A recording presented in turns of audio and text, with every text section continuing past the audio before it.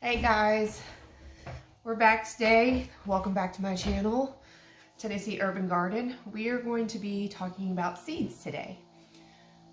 I have many types of different seeds that we're going to look at. And starting from seeds can be intimidating to a lot of people because they think they're not going to be able to do it, or the seeds don't germinate like they're supposed to, and each seed is different from other ones. Now, not all of them are going to germinate the same. Some take longer, some pop up right away. So the first ones we're going to look at today is supposed to be a simple one. This is called the So Easy seeds.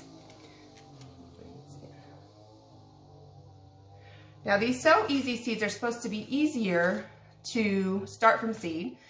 It says it's an all-natural way of starting a seed. The coating is made from a high-quality blend of materials consisting of clay, lime, and perlite. So these are obviously coated seeds. The seeds are red.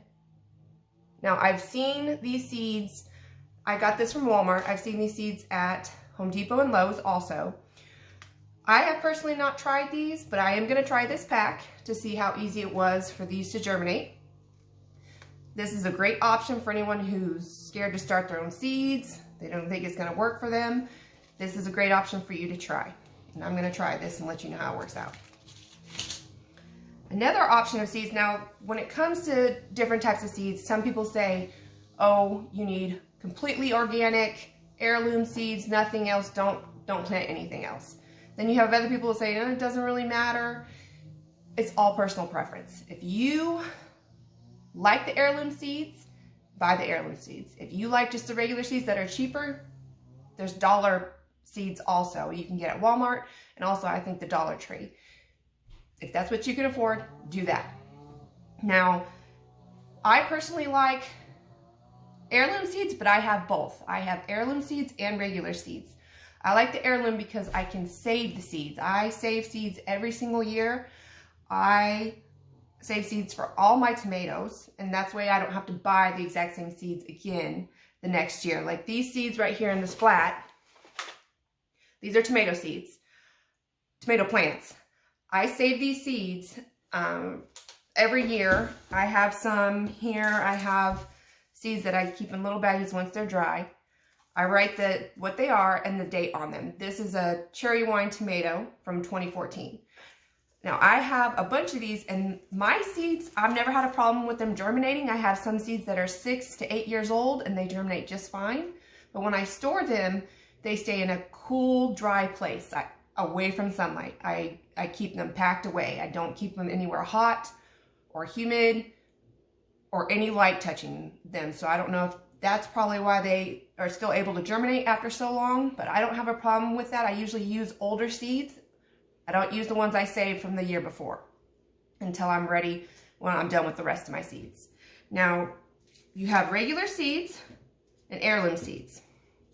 Now, they'll tell you on the package if it's heirloom or not.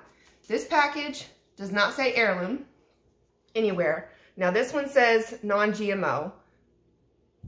That's a personal preference. If it doesn't, you're not a bad person because you didn't get non-GMO heirloom seeds. But this seed is just perfectly fine. Now it says, now some of them say organic. This one does not say organic, but it says non-GMO. This one says organic at the top, right here. I'm going to use both of these seeds. I have no problem with it. I probably won't save the seeds from these. I might try. But the only seeds that I personally save are the heirloom seeds. And they'll say heirloom on the package. Now, like these. This is my dill and San Marzano tomatoes. These say heirloom on these. I got these from Home Depot. They're actually a really great price. I've never had a problem with these. These germinate just fine.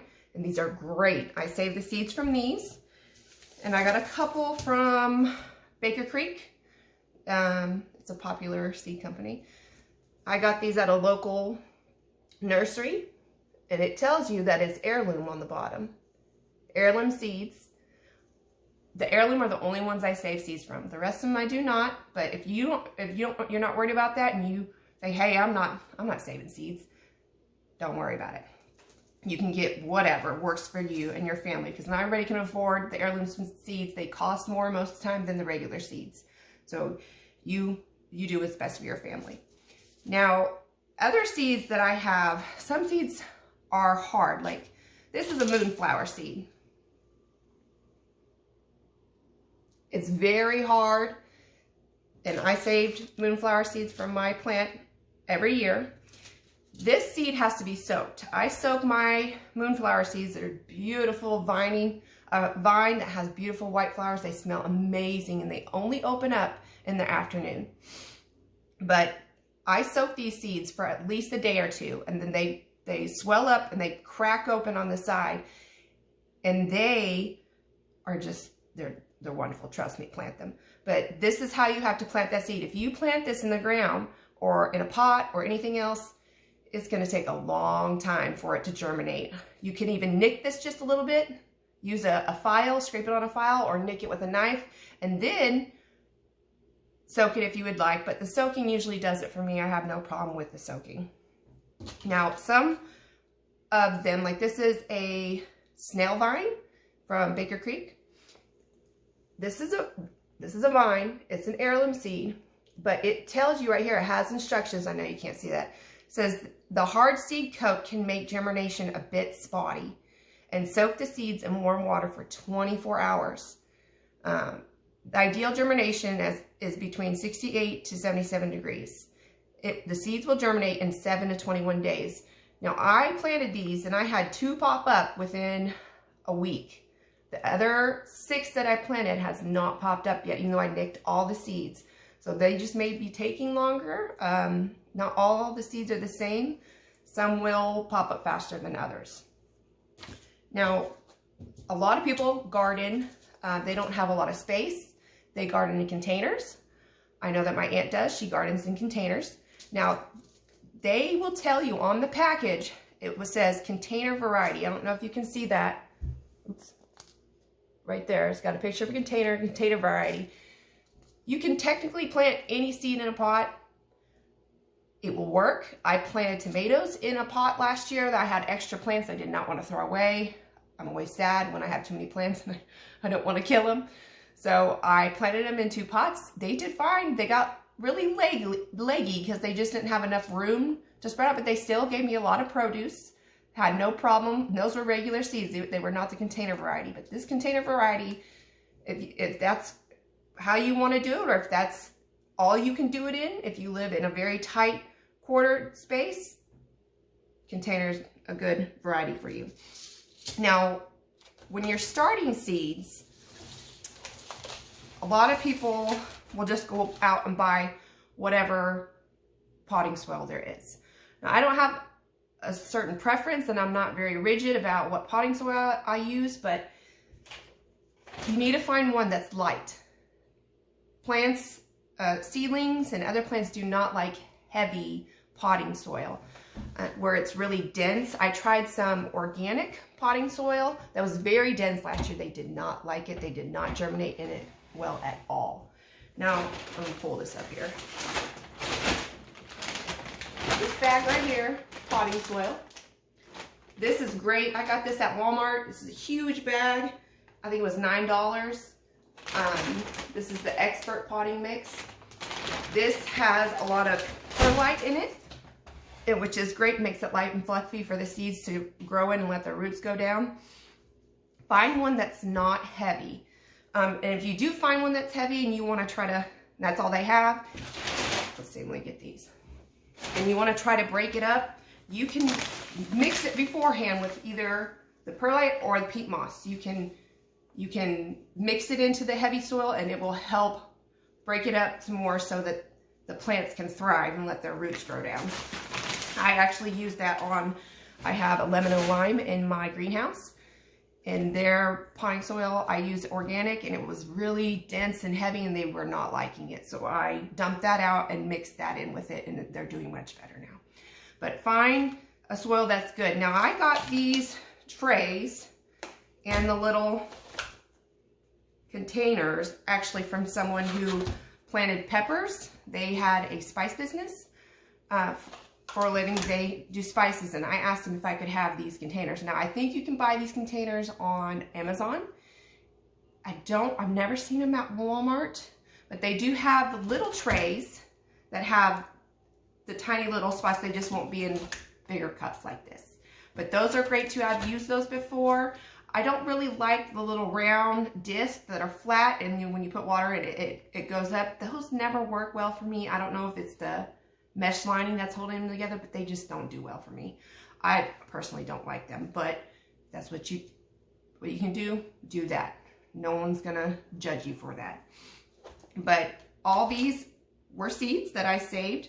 Now, I am gonna thin these out because you can tell I have a lot of tomato seeds in one hole. My girls helped me plant these, and they were just throwing seeds in, which is fine because I'll separate them later. Once they get a little bit bigger, I can take them out, and you can either gently pull them away and work the soil away, or you can put it in some water and swish it around and let the water come off of your roots, and then you can plant the two different plants wherever you're putting them. But once these get a little bit bigger, I will separate them. But find yourself a good potting soil. There's lots of different containers you can put them in to start your seeds. I start my seeds indoors because it's still cold here in East Tennessee. Weather is crazy. You never know what you're gonna get. One day it's 80 degrees, the next day it's 50. But it's cold out today. I bring in my plants whenever it's still, can't make up its mind, it's up and down at night. I brought in my plants in and out, in and out, and my girls hate that. But just to keep them at a set temperature. I don't like leaving them out yet. I will harden them off when it's time, but they're just not ready for it yet. I'm not ready to plant, but when I am, then I'll start leaving them out when it's a little bit cooler at night just to harden them off so I can plant them.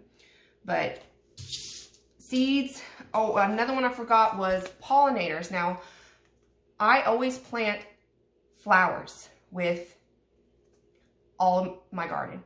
Flowers are great attractant for bees, for the pollinators. You want the pollinators. Now, this is a Siberian wallflower. These are beautiful. And it says on the top, I ripped it off, but there's a bee. There's a picture of a bee, and it says attracts pollinators. Just find some flowers and plant them. Now, I personally like marigolds for my tomatoes. I'm going to be planting these. I have nasturtium. I think that's how you say it. And I have a couple other flowers that I planted from seed. I was trying it this year. Last year I bought them from the store because I was too late. But get some flowers, plant some flowers with your tomatoes. Even other vegetables benefit from having the flowers because you bring in more pollinators. Find some of these. This is a USDA organic. This does not say heirloom, but these are great to plant with your flowers too.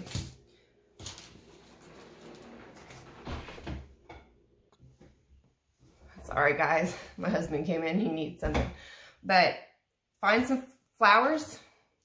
You can look up online what are good for other, good for vegetables. I know that marigolds, I had success last year with marigolds, planted in between and just spotty spots in my garden bed with my tomatoes. And this year I'm trying nasturtium and a couple other ones. Look up online. You can go to Google or whatever you use, type in companion planting, and then hit the images and it will pull up. I usually take a screenshot of it if I forget, because I forget a lot. But a screenshot of it tells you what is good to plant next to each other. This year I'm going to try a couple different things. Last year I did a couple of companion planting accidentally and didn't know that it was good for each other. So look that up. Look at your seeds, pick your seeds.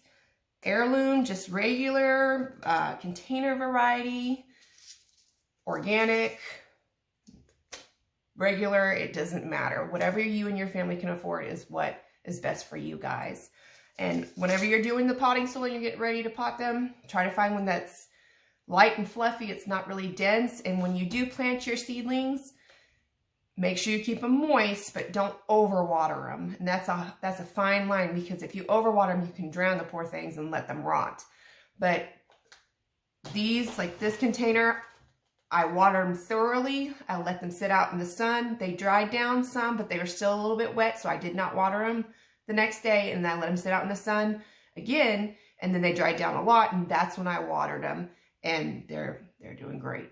So hopefully this video was informational to you guys, and hopefully you can take this and be able to go out and buy the seeds that your family, that your preferences, and don't let anyone ever shame you because you're not doing your garden how they think you should be doing, or the seeds that they think you should buy.